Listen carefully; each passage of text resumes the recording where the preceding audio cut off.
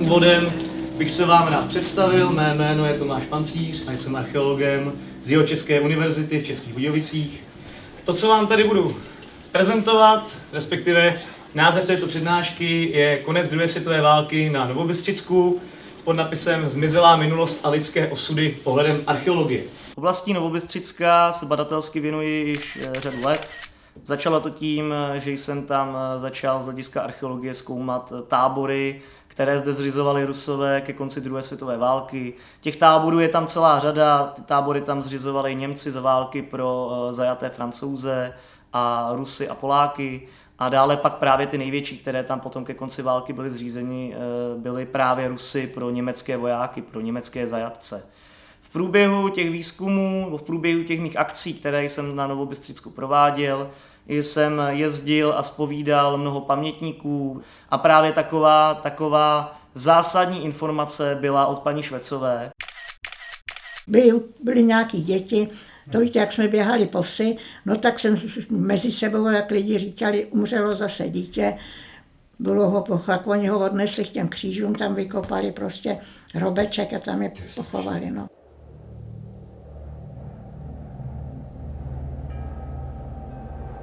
Vzpomínka je jako obraz ve vodní hladině, deformovaná zubem času s kontexty sahajícími do temných hlubin zapomnění. A abychom je vypátrali, musíme se ponořit do naší minulosti a vysledovat cesty historie, které nás snad přivedou ke komplexnímu poznání.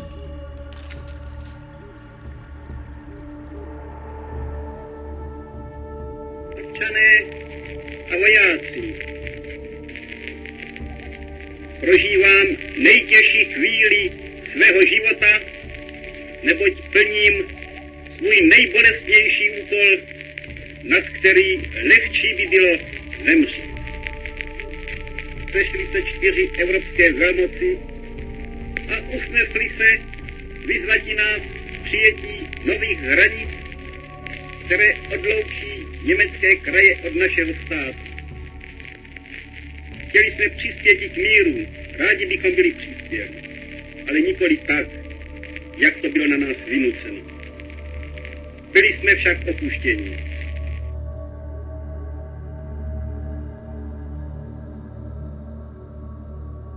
Tak když Němci v roce 1938 obsadili Novou Bystřici, tak napřed provedli takovou razi, že to tady celý obešli s těma místníma, který jim řekli, co jsou Češi, kdo jsou Češi, takže to obcházeli dům od domu, označovali to, kdy Bémiš.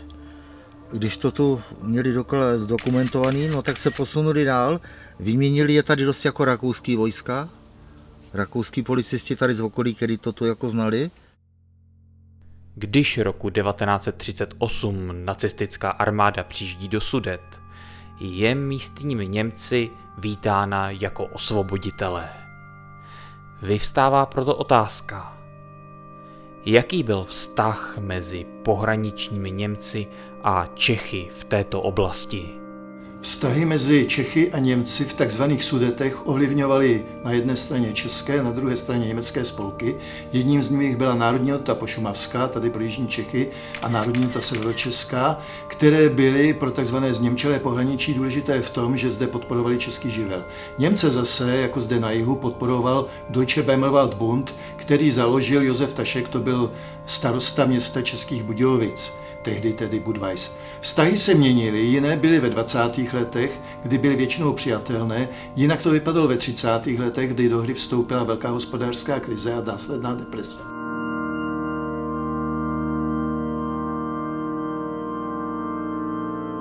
Roku 1929 přichází krach na newyorské burze. Krize se postupně promítá do celého světa. Lidé přicházejí o práci i úspory. Československo je jí vystaveno na počátku 30. let a bohužel politicky není šťastně řešena. Nedostatky, které se projevily ve vztahu zásahů vlády do německého pohraničí na podporu zdejšího spotřebního lehkého průmyslu, měly za následek, že většina slušných Němců se přidala k Lenianovu hnutí. To vše ještě po roce 1935 dorazila situace, kdy československá vláda budovala v pohraničí ty řopíkové linie pevností a to znamenalo, že Němci nemohli do svých lesů, často jim byly zabrány jejich pozemky, která jaksi byly v držení již několik generací, často přes několik staletí. A to vše se podepsalo na těch vzájemných vztazích, které potom vrcholily po Mnichovu. Očima pamětníků ale sledujeme až důsledky této politiky. Životy, které se roztočily ve válečném soukolí. Za první republiky to šlo, to bylo klidně, to se spolu ani nehávali, ani Němci, ani Češi. Ale pak, když přišel prostě nejhorší, přišel Hitler, pak bylo zle. No, než začal Hitler, tak byla v Albeři taky česká škola. A tam mohli lidi poslat taky děti do té české školy.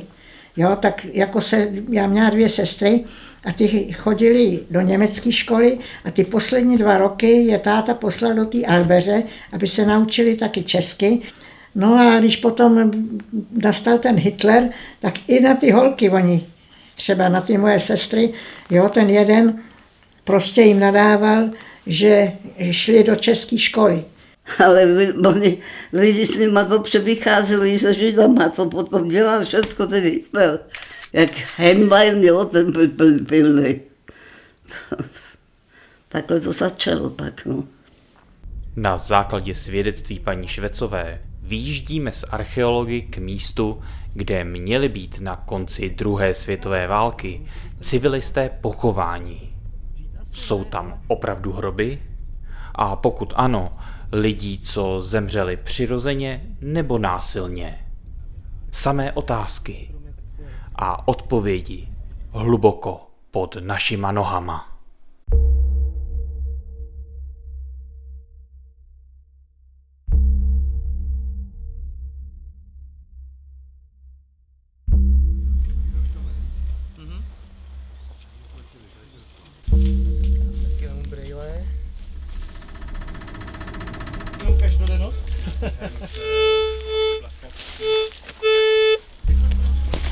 Tady se prostě předpokládá, že tu máme, že jo, hroby z konce druhé světové války. Mělo by se zde nacházet několik civilistů, něco kolem 7, jo, s tím, že to byli prostě obyčejní lidi, co tady v okolí prosili po válce po jídlo a umřeli v okolí hlady a pochovali je zde právě za křížkem provizorně. Tak každý někde v nějakém statku prostě spal ve stodole na půdě, bydleli prostě tím způsobem a chodili po žebrotě, aby se, no a tím pádem taky hlad, jo, bída a malí děti a většinou starci, jo.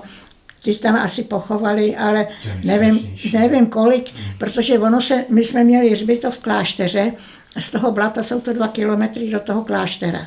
A tam jsme vždycky pochovávali, jo.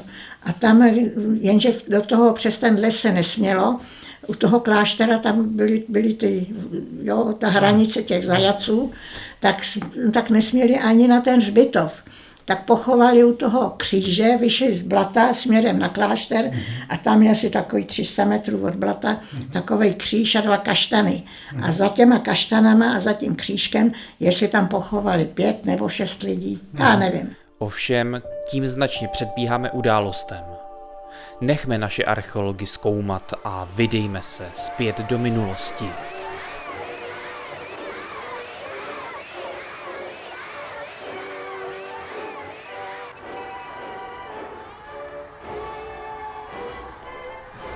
Sudety jsme opustili jejich anektováním roku 1938. Událostí, která byla místními houfně slavena. Jenže nebyly tyto oslavy předčasné? Jako český historik musím vždy říci, pro německého občana, který žil v takzvaných Sudetech a vítající po Mnichovu 1938 německou nacistickou armádu, přišlo záhy velice tvrdé vystřízlivění. Život se po připojení těchto území k nacistické říši projevil tvrdým dopadem ve smyslu skokového zvednutí cen. Začalo se zavádět vše, co předtím v té říši bylo zavedeno, to znamená, omezil se veškerý do té doby běžný demokratický život, což ty sudetští Němci poznali sami na sobě, zejména po zásahách gestapem. Tam bylo nakonec zaveden i lístkový systém a v době druhé světové války ty dopady byly nejtvrdší, protože mnoho německých mužů ze Sudet bylo mobilizováno do nacistické armády a to se projevilo v těch negativních dopadech, kdy tito mužové chyběli zde v tomto německém prostředí při pracech, ať už v lesích nebo na polích, a pochopitelně došlo k návratu zmrzačených mužů, nedošlo k návratu mrtvých, takže nebyli pohřbeni do rodné země a z průběhu války sil nedostatek všeho, což se projevilo v tom běžném každodenním životě veškerého zdejšího obyvatelstva. Navíc území tzv. Sudet sloužilo jako tzv. Protiletecký kryt Třetí říše, takže sem byli často přesouváni obyvatelé z těch vybombardovaných měst nacistického Německa, takzvaného Altreichu. Und ich bin nun mit meiner Regierung 2 volle Tage da gesessen, habe gewartet. Seit 5:45 wird jetzt zurückgeschossen. Halo, halo, tu Warszawa i wszystkie rozgłośnie Polskiego Radia. Dziś rano o godzinie 5:40 oddziały niemieckie przekroczyły granicę polską, łamiąc pakt o nieagresji. Bombardowano szereg miast. A więc wojna. Byly takový, bych řekla, 2 tábory v každé vesnici, které byly pro válku a pro Hitlera a druhá parta ne, jo. Tak my jsme byli mezi těma, který prostě jsme k tomu Hitlerovi nepatřili, protože tatínek, když přišel z toho Ruska, tak ten tam zažil teda hroznou bídu, jo. A naříkal, vždycky říkal, já nechci, tam prožil taky takový ty revoluce v Rusku, jo, které se tam děly. No a tak on říkal, já nechci vidět žádnou stranu, já chci zůstat jako nestraník a nechci ani toho, protože nikde z toho nic dobrýho nekouká, jo. Jeden ze zažitých mýtů o Sudetách po roce 1939 je ten, že v nich zůstali zrádní Němci a Češi. Nebylo tomu tak. Řada podporovatelů Československa, jako i československých občanů, odmítla Sudety opustit, stejně jako Němci, kteří nepodporovali Třetí říši. Tito všichni záhy dostali na výběr. Stát se příslušníkem říše, nebo být nadále občanem protektorátu Čechy a Morava. Rozhodnutí, které významně ovlivnilo jejich další osudy. Můj vlastní manžel, jeho rodiče tady zůstali a měli si žádat o protektorátní příslušnost. A když to neudělali, tak se stali normálně občany německy. A on musel na vojnu. Do pracovního tábora napřed, jo. To bylo 18 a byl 4 roky. No až ke konci války byl ve válce. Prodělal válku, můj muž. No, moje máma v roce 1938 nepodepsala příslušnost německé říši, odmítla, takže ji tady zavřeli, 4 měsíce byla v zámku vězněná, tam do ní bušili, tloukli, bratr se skoval někde, ten dělal mistra v továrně a měl strach, že bude muset rukovat asi nebo něco, tak se skovával, tak dokud pak ji pustili a celou válku nedostala práci, takže lidem prála prádlo, vozila dříví, vozila uhlí z nádraží a tak, jo, protože nechtěla podepsat prostě tu příslušnost německé říši. Pak měla malér, přišla někde do hospody, nepozdravila Heil Hitler, to se musel do veřejných místností, tak ji napráskal ten číšník, nějaký dohnal. Tak ji vzali na gestapo, tam ji bušili, mlátili, tloukli, jak se zdraví, jak budeš pana Dohnala, až potkáš pana Dohnala, do konce života si budeš pamatovat. Pana Dohnala budeš zdravit Heil Hitler.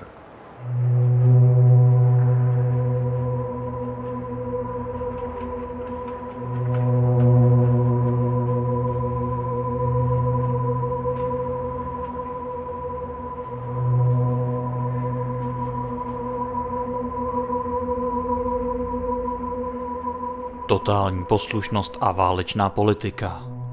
To nyní ovlivňuje život nejen v Sudetech. Stát se veřejným nepřítelem je snazší než kdy dřív.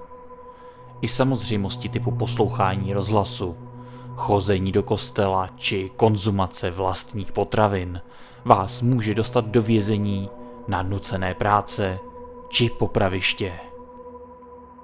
Já jsem musela do kostela jít kolem dokola, protože jsem tam hrála i na varhany v kostele. Ne, že jsem to tak uměla, ale nikdo nebyl. Víte, jak to tenkrát, co pak mohli jít, který uměli jít do kostela hrát. Tak jsem musela jít kolem dokola, aby mě na náměstí neviděli Hitlerjugendci, tam bubnovali a dali pozor do doby, jako co dělat, že jo. To každý, co si urval na černo, tak měl k lepšímu, jinak to byla bída, všechno možné. A když jste si někde schoval obilí nebo něco, aby byla obživa pro děti, tak vás zavřeli. A tatínek byl zavřený za to, že si schoval obilí, asi 2 pytle. A přišel z kriminálu za 6 neděl, dostal za to, jo. Jo, a říkal, když buď pokutu zaplatit to, anebo odsedět. Tak on říkal, radši si to půjdu odsedět, protože v kriminálu se mám lepší než doma. Co pak moje teta zachovala 3 slepičky ve dvoře, tak jsme měli vajíčko, ale to se nikdo nesměl vědět, že to držel někdo na černo. Drželi se i prasek, no, se troufno. Když to na to přišlo, bylo zlé.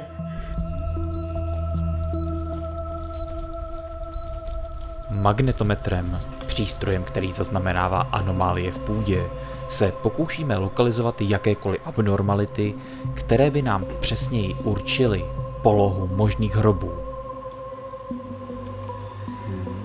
Tohle myslím taková ta oblast velikých kamenů, kde to končilo, tady na tom nároží.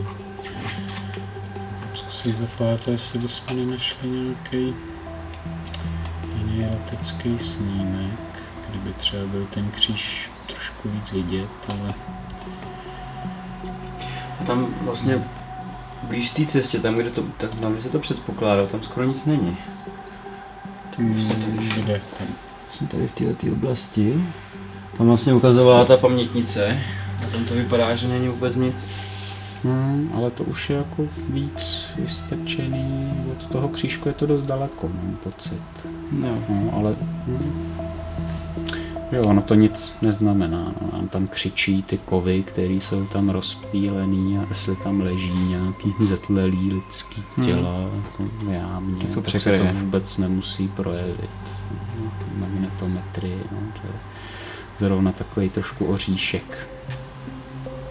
No, nezbyde, než se si zacílit prostě na ten prostor, jako tam nějakou delší sondu a doufat, že pokud tam něco je, tak se to podaří zachytit. No.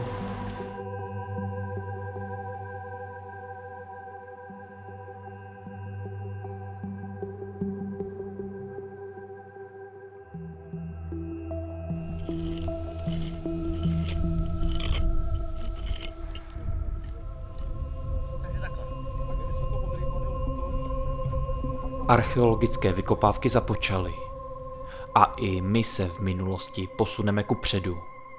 Do doby, kdy Třetí říše byla na vrcholu své moci.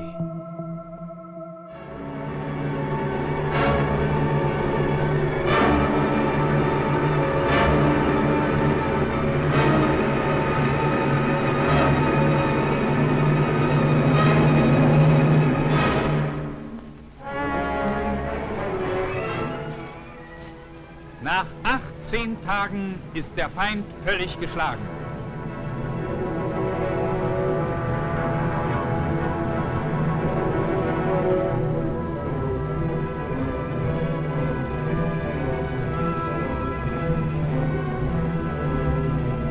Warschau kapituliert.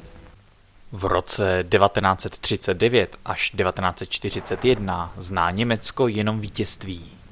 Polsko, Belgie, Holandsko, Lucembursko, celé národy končí v područí nacistického Německa.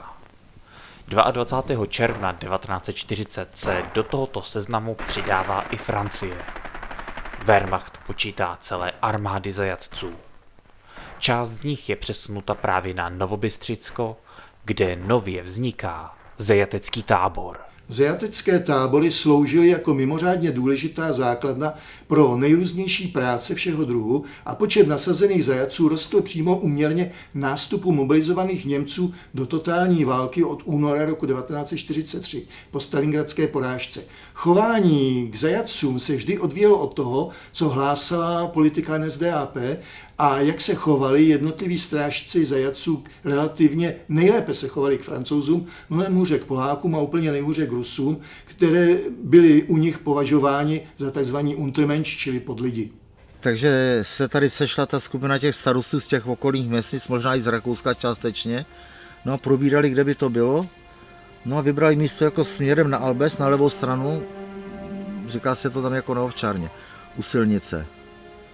Takže tam to místo vybrali, ještě německý vojáci tam postavili velký stany vojenský, do těch pak navozili zajatce, který už tu dobu měli asi v první fázi, to asi byli Poláci, no a pak to byli Francouzi. Pak ti Francouzi to byli u nás lepší od těch, než třeba Rusáci, ty zkusili moc. Poláci, ty všechny od Francouzama se zacházelo líp. Já mám švagra Francouze, protože ten si jako zajatec namluvil moji sestru, ale ty jako s Francouzem zacházeli jako líp. Jo? Ty byli tam byl takovej v Blatě takovej barák, který byl vždycky připravený, když někdo zbankrotil. A tam prostě, když neměl, nebo přišel někdo, kdo jako se v Blatě narodil a přišel o svůj domov, tak to byl ten barák připravený pro tyhle lidi. A když potom přišli ty francouzský zajatce, tak ty byli v Blatě, v tomhle baráku, jako jo. Ale co byli ruský zajatce, anebo Poláci, ty byli přímo rozdělený mezi sedláky. Ty nesměli do takového tábora jít, na ty dohlížel ten sedlák, u kterého sloužil. A třeba moje teta pracovala v Albezi v továrně a říkala, že ty holky byly tak hladoví, že neměli co jíst, takže jim vždycky přinesli na černo něco a oni jedli cukr a mouku, to si míchali cukr a mouku. To byly holky 16, 17, 18 let, většinou francouzsky, jo, nebo nějaký Polky. Že situace je hrozná jako.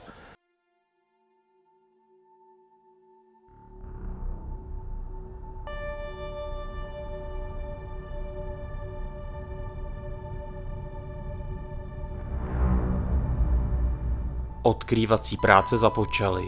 Spolu s nimi i první zajímavé poznatky. Do půdy zde bylo již v minulosti kopáno, jak ostatně můžete vidět na tomto záběru. Specifické zbarvení zeminy zde vzniklo tak, že kdo si tu vykopal jámu vyznačenou okraji tohoto zbarvení. Podloží bylo výkopem promícháno a následně zpátky nahrnuto na výkop. Kdo tu ale co si kopal a proč, teprve musíme odhalit.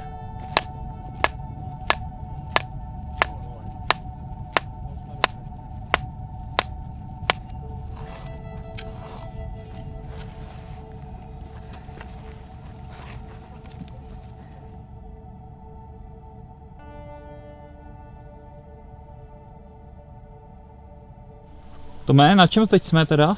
Nevíme, na čem jsme, no. Nacházíme se v krásné díře a když narazíme na podloží, můžeš do toho napustit vodu a máš bazén. Já si ji koupu. Nevíme, co prostě v tom je, no. Naše snaha o identifikaci a pětní přemístění ostatků naráží na prostý reálný fakt. Jsou tu těla pohřbena? Ne vždy jsou vzpomínky pamětníků na 100% věrohodné. Byla v průběhu výzkumu situace, kdy jsme se dostali do úrovně asi 80 cm pod zemí a stále jsme na tělo toho nebožtíka nemohli narazit. A to už právě byla taková ta část toho výzkumu, kdy jsme byli skutečně velice skeptičtí vůči té vzpomínce samotné. Vše se láme až v odpoledních hodinách. Tichým zvukem značící kov hluboko pod místem aktuálního výkopu. Jo. Jako, je tam slabounkej tón, jako, no, je propípává z jedné z druhé strany, ale ještě to hluboko. Aha. Takže jak hluboko odhaduješ? Jak hluboko odhaduješ? Půl metru. Úlevu střídá nové napětí. Dochází nám, že tu skutečně leží ostatky člověka, co žil a za těžkých okolností zemřel. Osoby, jejíž tělo naposledy spatřilo světlo světa roku 1945. Takhle se to jeví jako barva. Tak je to, tam jsou taky hlasy jako barva. Že jo? To znamená něco, co je pokrytý barvou nebo nereznoucího zároveň? Nerezová, neželezný kov, anebo... Kroflíček, mince, cokoliv. Ale může to být i tvar nějaký. Tak co, doktore? Uděláme sondu? Na to.